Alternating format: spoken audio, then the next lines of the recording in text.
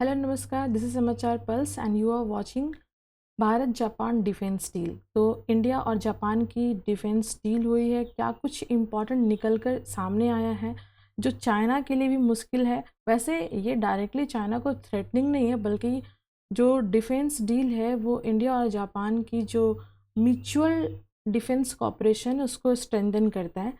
But किसी भी action का साइड इफ़ेक्ट तो होता है, और इसका साइड इफ़ेक्ट जो है वो चाइना को एज ए थ्रेटनिंग है। तो एक भाषा में हम कह सकते हैं, जिस भाषा में चाइना ज़्यादा समझता है, वो भाषा ये है कि चाइना ये ना समझे कि पूरी तरह से वर्ल्ड जो है अब वो बाइपोलर शिफ्ट जो हो रहा है, जो चाइना करना चाहता है कि यूएसए के बाद वर्ल्ड का पुलिसमैन चाइना बनना चाहता है, तो ये बिल्कुल भी नहीं होने वाला है। बहुत सारे इमर्जिंग नेशंस हैं, मल्टीपोलर वर्ल्ड ऑर्डर होना चाहिए, तो मल्टीपोलर वर्ल्ड ऑर्डर को स्ट्रेंथन करने वाला ये डिफेंस डील है। चलिए, क्या कुछ इंपॉर्टेंट है इसको जानते हैं, डिटेल से समझने की कोशिश करते हैं। तो सबसे पहले हम लोग बात करेंगे जो ये नई डिफेंस डील है, इसमें सबसे जो इम्पॉर्टेंट चीज़ है वो ये है कि भारत जापान के साथ मिल के जो अपनी टेक्निकल एस्पेक्ट्स हैं स्पेसिफिकली डिफेंस सेक्टर में, उसको स्ट्रॉन्ग करेगा। यानी टेक्निकल जो ट्रांजिशंस होना है या जो ट्रांसफ़र होना है टेक्नोलॉजी का, या म्यूचुअल कॉपरेशन से जो रिसर्च करके R&D के हेल्प से जो डिफेंस सेक्टर में नई चीज़ें बनानी है, उसमें बहुत सारे समझौते हुए हैं। तो सिंपल भाषा में हम समझें कि इसरो और DRDO जो ऐसी एजेंसी हैं जो भारत की रिसर्च करती हैं एंड डिफेंस इक्विपमेंट बनाती हैं, तो उनके साथ इनका बहुत बड़ा कॉपरेशन होगा। दोनों देश आपस में मिल के आगे नई तकनीक को विकसित करेंगे। दूसरा क्या है, इंडो पैसिफिक जो रीजन्स है उसमें सुरक्षा करना दोनों ही देश को के लिए इम्पॉर्टेंट है। दोनों ही देश की इस पे आपस में सहमति है।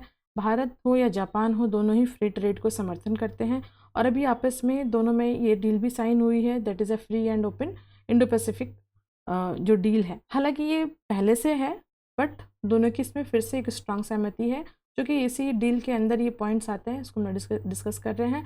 और जो चीन का बढ़ता हुआ प्रभाव है इंडो पैसिफिक रीजन, स्पेसिफिकली जो चाइना 9 लाइन पे अपना पूरा का पूरा आधिपत्य साबित करता है कि ये पूरा 9 लाइन हमारे अंडर आता है, तो उसको ये एक साइड बाय साइड थ्रेटनिंग है, जिसके कारण वहाँ पे जितने भी आइलैंड नेशन से, इंडोनेशिया से लेकर के आपके ताइवान से लेकर के जितने भी आसपास देश हैं, उन सब के तरफ से एक तरह से छोटा सा एक्शन है, या उन सब की तरफ से एक छोटा सा जवाब है चाइना को। मेक इन इंडिया को बढ़ावा मिलेगा, क्योंकि यहाँ इसरो और DRDO की बात हो रही है। अब देखो, साइड बाय साइड जो है ना, यहाँ देखेंगे भारत को क्या फ़ायदा हो रहा है। तो एक्चुअली में डिफेंस सेक्टर में हमारी ये फ़ायदे की बात हो रही है। डिफेंस में मैन्युफैक्चरिंग जो सेक्टर है उसमें हमारा एक तरह से टेक्निकल ट्रांजिशंस हो रहा है। जापान की टेक्नोलॉजी बहुत ही एडवांस है, इसमें कोई दो राय नहीं है। नए रोजगार के अवसर बनेंगे। इंडो पैसिफिक क्षेत्र में ये एक रणनीतिक साझेदारी होगी। आत्मनिर्भर भारत मिशन जो है भारत का, उसको बल मिलेगा। जापान के लिए फ़ायदा क्या है, देखो, जापान के को भी एक माने विश्वसनीय रक्षा साझेदार मिलेगा। हालांकि भारत पहले से ही एक तरह से उनके लिए जो है भरोसेमंद साथी रहा है। सप्लाई चेन जो कि अभी बहुत ही ज़्यादा डिस्टर्ब चल रहा है, वो डाइवर्सिफिकेशन होगा। सुरक्षा क्षेत्र में सहयोग होगा, क्योंकि देखो जापान जो है आज के डेट में, एक टाइम था कि जापान की सेना बहुत स्ट्रांग थी, बट अभी जापान बहुत वल्नरेबल कंडीशंस में है, और यूएसए जापान की सिक्योरिटी की पूरी जिम्मेवारी लेता है। बट एज सच यूएसए पे पूरी तरह से डिपेंड होना किसी भी देश के लिए सही नहीं है, और ये सबको अब समझ में आ चुका है ना। समझौते के जो मुख्य बिंदु हैं जिसको हमने डिस्कस किया, अगर उसको समराइज़ करके देखें, तो यहाँ पे जो टेक्निकल क्षेत्र, स्पेसिफिकली जो एआई क्षेत्र है, एआई हो गया या ड्रोन हो गया, साइबर सुरक्षा हो गया, या अनमेन्ड सिस्टम आदि हो गया, वो ज़्यादा यहाँ पे हमारा देखेंगे कि काम करने वाला है। इस क्षेत्र में बहुत ज़्यादा काम करना है। बाद बाकी आगे बढ़ेंगे तो यहाँ पे समझ में हमें ये आएगा कि ये जो है ना, ये एक तरह से डिफेंस डील्स दोनों देश के बीच में है, पर ये विश्व के लिए बहुत इंपॉर्टेंट है।